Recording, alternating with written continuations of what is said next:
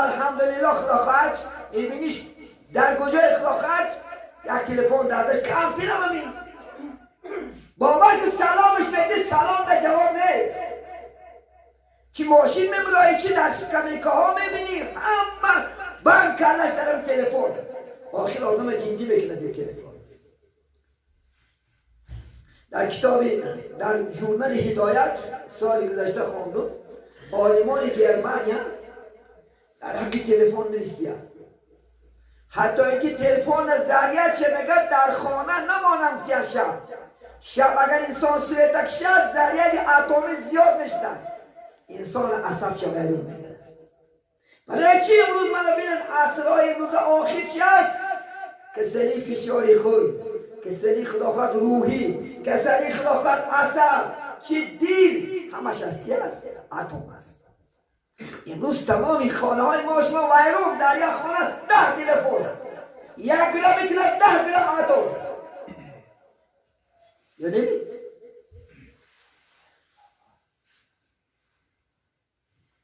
پیش دورهای شوره میدانیم آدم اچکیدار نبود ما 10 سال 11 سال مکتب خوندیم یک اچکیدار ندیدیم امروز رو 30 فایدی بچه های ما شما همش اچکیداره که خدا نگهدار 10 سال 15 سال بچی میشه همش یک ضرری چی هست همین است امروز بین از مادر روی دست است میکروب چی هست از کجا باید پیداش است ای حالی روی دگیش بیمار زنش اتم است زنی بیچاره هم زنه که بوست تا بگه بالاش موندگی که یک خواهش برفتن مردار خواه میرم فقط در گل تلفن قلتگی در تموز دیرش میکنیم با اتم کتی خواه میرم خلاقت دیده که دو روز بعد خلاقت دوری نه دو روز بعد خلاقت فشاری خود تا حتی که در درن کورپاها تا سر بچه هاش با تلفن باز میکنن من بعد همه کوچه ها که شبان بگذدم ساعت 1 و 2 وقتی که یک ویزه میشد یک آنجا میره ویزه همین میره هر یک بچه یک چلاخچه در میره کدام یک بندازه بخی دیوار خدا ها جخیده سنده عاقبت چی باید برادر عاقبت ما رو بدیل میکند به عقل میکند عاقبت شرمنده میکند من چندی شرمندگی ها در اینترنت ها دیده زدیم آینه فایدهش ولی انشاءالله خدا خواهد دور شد از این انشاءالله خدا خواهد نجات یافتن فقط چی است از این دور شدن است حتی اگر از ذکر ماند اینترنت و حرام است بعضیات نماز هم قضا کرده سوده ابن دومده نماز قضاش بکنید روی در این هوای تمام وقت گذشتنش نمیدانی وقت سرچهش نمیدانی امام ترمذی حدیث مبارک میگد لا تزول قدم ابن آدم یوم القیامه من عند ربی روز قیامت وقتی که ما میخستیم نزد پروردگار پاچک نه یک قدم نمونده 5 تا چیز نه جواب میدادیم نه یا نبرو 5 تا چیز نه جواب میدادیم من عمری فیها افنا خدا میگوید من عمر دادم 50 سال و 60 سال گجانده سرش کردی جواب میدادی امروز الله ما عمر داد که برای چی؟ طاعت عبادت استعیذ بالله و ما خلقت الانس و الجن الا لیعبدون خدا میگه من نآفریدم انسان ها را جن ها را مگرم برای عبادت من امروز علم شما در جا صفحه شده بالای خلافت تلفن بالای بازی های بیمعنی بالای کینه های بیمعنی از عمر جواب میدادیم 60 سال دادیم 80 سال یک اصل عمر میدادیم الله از عمر یک قدم نجم بیده جواب میدادیم خواهش کنیم 80 سال عمر دادم کجا نصبش کنیم امروز عمرهایی هست که 70-80 نماز نمیخواند سر سجده دیدگی نیست خدا نگه داده خیلی سرها عمر نگذرد با یوسف علیه میگه گر عمر نگذرد به حق جویی شرم ناکرده عمر هم گویی. گر عمر نگذرد در ره مولا در ره خدا، هر عمری گو خر از او بالا. بابا اسفنه میگه عمر خرم عمر دارد، گوم عمر دارد. خدای خدا نگی سرش نکنی و از بین عمری وی بالا هست. از این عمر میپرسن تو گجان سرش که چی میگوی باید؟ خیال میکنی که خدا فعل نکنم؟ خیال میکنی که پیش خدا نه دروغ میگم؟ دوتا کاملا در بالای کتی فقط خدا کلوچت کرده است. استعیذ بالله کرام الکاتبین یعلمون ما تفعلون.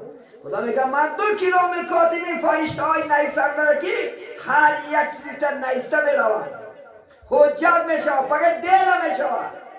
نزدی خدای دیده گفته میره فقط انشاءالله خرافت کردی. در این اینترنت چی تماشا کردی؟ از اینترنت چگونه فایده کردی؟ چگونه عمر صرف کردی؟ جواب میدادی. دویم جواب میده که و ان شبابهی، از جوانی ما و شما میپرسیده است. خدا میفته محتر جوان داده، جوان ابدار کردم. این جوانی تا کجا را صرف کردی؟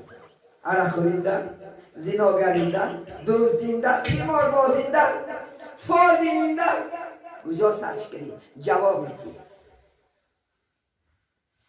این جوانیت در راه طاعت صرف کن عزیزان من. مفتی عبدالرحمن جامی رحمت الله علیه میگه در جوانی سعی کن گر به خلل خواهی عمل، میوه به نقصان بود از باغی بری نوبر است. میگه جوانیت نمیگه چقدر نماز خونده تونی کرگیر، چون که در پیری میگه نمیتونی این طاعت عبادت ها شمایی که رکوع خوشرو، قیام خوشرو، سجده خوشرو میکنید فقط در پیری نمیتونید. پیرا بیا پرس دی نماز موسی پیدا کردی صبحت کجی؟ گاه در طاعت ملال میکنی، گاه در رگردی ملال میکنی، گاه قیام درست کرده میتونی، گاه خمیشیدن میتونی، گاه مسجد مدن میتونی. این جوانی را غنیمت دونیم برادرها. در جوانی طاعت عبادت کردگی از جوانی پرسیده میشه. خدا میپرسد اینا ما نه. الله سبحانه و تعالی محکمه سعودیش نه فقط میپرسد. من جوانت کردم از 20 تا 40 سالگی جوانی به دست عزیزانی من. از 20 تا 40 سالگی جوانی است. شما میتونید در این جوانیاتون چقدر گناه ها را با حقوق بیاره، لیکن از ترس الهی امروز چی داره؟ طاعت داره. خدا شما را هدایت کرد الحمدلله. باور میکنیم 20 سال 33 پاش ما جوانا بودیم، جوانا 5-10 نمازخوان بود، بالکل همه در راه فساد بود. زمانی بود که خود گفته نمیتونستی، زمانی بود که امر و معروف منشدگی بود. الحمدلله شما یک بخناکترین زمان داره که هر روز صحبت علما بشنوید، هر روز امر و معروف نهی عن منکر بشنوید. شما نماز خوان شده، راه خوب یاد گرفته، راه نجات یاد گرفته. پیامبر کدام جوانی که در جوانیش توبه میکنفتند بر طاعت عبادت در دنیا میگذرد، دو انگوش نشان داده مثل انمی گفت در جنت با همراهی من است. کدام جوانی که توبه کننده است. 7 گروه انسانان خداوند روز قیامت در چی؟ محشرگاه خدا خود جمع میکند. 7 گروه سایه عرش نجام میکند. یک داشت الشاب نشأ فی عبادت الله، یک جوانی که میگه جوانی که فقط در راه خدا طاعت عبادت در منفیت مردم صرف میکند و یک خدا در سایه عرش جاش میکند. جوان شما دلگیر نشه، شما انشاءالله خدا خواهد مکافات بلندترین در پیش است. الله شما را دوست ندارد، پیغمبر دوست ندارد. الحمدلله بیادت شکر. که از در میگه که ای جوانا امروز بگی طاعت گیر که فردا نآید جوانی ز پیر. ای جوانی میگه خدا جو امروز در طاعت عبادت گیر، نماز کن عبادت کن، فقط پیر بشوی طاعت عبادت کرد نمیتونی. ای جوان رای طاعت امروز گیر که فردا نآید جوانی ز پیر. مگه نمیشود؟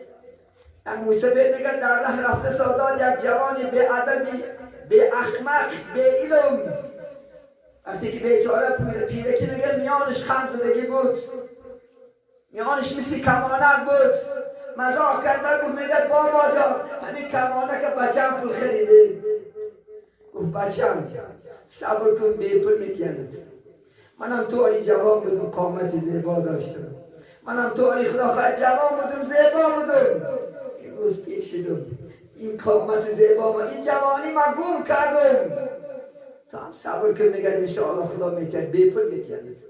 ما هم پگم چنان نشیم. این موی سفیدار را مذاق نکن، موی سفیدار را سرزنش نکن. ما هم پگم هم چنان نشیم اگر خدا امرتید. این کارهای زوری خدا خواهد رسید میان تمش کند. این کارهای زور خدا خواهد قامتی زیبا خم میکند با وقت زمانش. خدا نگه دارد. اینا هم جوانای خوب بودن یک زمانی. این جهانیت در طاعت عبادت صرف. سوم سوالی که می شود و عن ماله، و از مال شما میپرسیده است که خداوند من میلیون دلار رو دادم، کجا نصرفش کردی؟ گو کدام راه نصرفش کردی؟ حالا در راه من صرفش کردی، در راه شیطان صرفش کردی. ما شما اکثر مون در راه شیطان چکار میکنیم؟ دنیا را صرف داریم، چی در رقص و بازی، چی در خیمارها. این باز خیمار هم آب گرفته است. کمتر که خدا دولت داریتون زیاد کرد، شما پول کجا گم کردن ندون نیافته سید امروز. پس از این مال میپرسد خدا، حالا نشه جواب میتی که کجا نصرفش کردی؟ رای الان ده، یتیمان ده، بیواهان ده، بیچاران ده، محتاجان نصرفش کردی؟ کی نصرفش کردی؟ گو جواب میتی و فیما انفقه میگه در کجا صرفش کردی؟ گو بندم من تا باید که در راه خوب صرف کنم. زکات گفتم 8 طایفه گفت زکات خدا هستن، قرضدار و حاجی که حج رفته نمیتونن، مسکین و بیچاره و طالب علم ها و محتاجا و کمبغلا قرضدارها سرمش که افتادم تو کجا نصرفش کردی؟ گو میپرسد از باشیم. این حقیقت برادران، این حدیث صحیح امام ترمذی روایت دارد. و میگه پنجم از علمی که گرفتی از عملش میپرسید از ما شما را. خواب میفتد من علم دادم، این علم کجا نصرف کردی تو؟ راهی مندمی برای رضای من، برای ریامی یا برای خود نشونتیمی، یا علم گرفتی با گناه کردی. علمم عزیزانی من زکات دارد. هر چیزی که زکات دارد علمم زکات دارد. زکات علم عزیزان من چی بوده است؟ عمل کردن بوده است. علم کی نگیری عمل کنی زکاتش ادا بشته است. الا جواب میدادیم. قاری های محترم، قاری هستی خدا اندک علم تن باشه حرمتش کن. گر علمت اندک از قدرش بدار که در او علم هست قدری بسیار. خدا خواهد اندک باشدم قدرش نرست. انشاءالله خدا خواهد درجه تا بالا میکنند. ایدلم انسان خدا خواهد به مرتبه های بلندترین قلعه میرسند اگر عمل کنی. حسین واعظ کاشفی 2 شعر آورده. عالمان جلوه در محراب و منبر میکنند، چون بخیل و میروند کار دیگر میکنند. این عالمان همین منبر اومدن و محراب اومدن جلوه میکنند، وقتی که خلوت میروند کار دیگر میکنند. خدا نگه دارد از خیلی علم ها که در این نماز عبادت خوشنو کنی و بعد خواننده خور عبادت نکنن، یا علم گیری و عمل نکنیم. حتی 6 چیز غریب است. یکی میگه القرآن غریب فی جوف الفاسق. قرآن میگه غریب است در چی؟ شکم فاسق. کیا میگم فاسق؟ هم نماز میخونه هم گناه میکنه، ای فاسق است. حتی قرآن دوری و اگر عمل نکنی ویده قرآن و حدیث و آیات بدونی و با منافق باشی با گناه باشی و فایده نیست. فقط جواب میدادیم پیشگاهی الله. ما شما ببین از این چیزا دور شیم، از این چیزا حذر کنیم عزیزانی من. خدا در سوره نور چی میگه؟ آیت 30 درباره خواهد که نافیلم به حیات نگاه میکنه یا اعوذ بالله من الشیطان الرجیم قل للمؤمنین یغضوا من ابصارهم و یحفظون فروجهم ذلکم ازکی لهم ان الله خبیر بما یصنعون. خدا در سوره نور آیت 30 میگه بگو ای محمد صلی الله علیه وسلم برای مؤمنا بگو چشماشون از نامحرما حرام ها بپوشند. فرمان خداست. و یحفظون فروجهم فرجاشون نگه دارن از زنا، از بیشرمی حیاگیر نگه دارن فرجاشون. این فرمان خداست. ذالکم ازکی لکم، این گفت پاکتر خوبتره برای ویها. البته خداوند میگه با خبر است از آن کاری که شما میکنید. خیال نکن که من در خانه خلوت گناه میکنم و الله نمیبینم. نگو که الله به خبر است. ان الله خبیر بما یصنعون. خدا میگه من خبر دارم از کاری که تو میکنی. تو نگو که من در خدا خواهد یک کود میرم زنا میکنم و در یک کود میرم خدا خواهد زنا میکنم و هیچ کس نمیبیند، خطر نمیبیند، مخلوق نمیبیند، لیکن خالق نظارت هستی. خداوند بصیر بالعباد همیشه بنده ها را میبیند، همیشه از حال ما شما نه. 18,000 عالم است، همش خدا از همش باخبر است، همش تربیش است رب العالمین. سلمان فارسی چی گفتیم؟ 3 مراتب تکرار کردن که من کشم مرم زنده شوم، من مرم زنده شوم، من مرم زنده شوم. خوب میدانم که شرمگاه من یک بیگانه بینم و من شرمگاه بیگانه را بینم. این مردم 3 بار مرده زنده شوم. سلمان فارسی رحمت الله علیه برادر ما و شما تا که عورت من یکم کس نبیند، عورت کس نبینم. بینه عزیزای خدا تا چه اندازه چیکار میکردن؟ میترسیدن. تا چه اندازه این روز از این چیزا میترسیدن. حتی امروز در اینترنت بینه امروز عالما را تحقیق کردن نظر کرده.